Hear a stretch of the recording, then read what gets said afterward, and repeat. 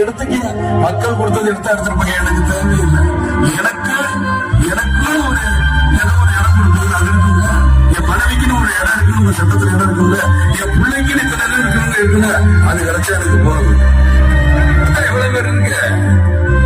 4 பேர் வந்து ஒரு நேரம் சோறு போட மாட்டேங்குது.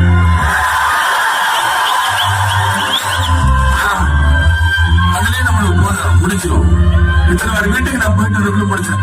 என்னையா காசு காசு காசு பணம் போதே நீ உங்க காசு என்னையா கோடி கோடியா சேர்த்து வச்சு எங்கேயா கொண்டு போக போறீங்க?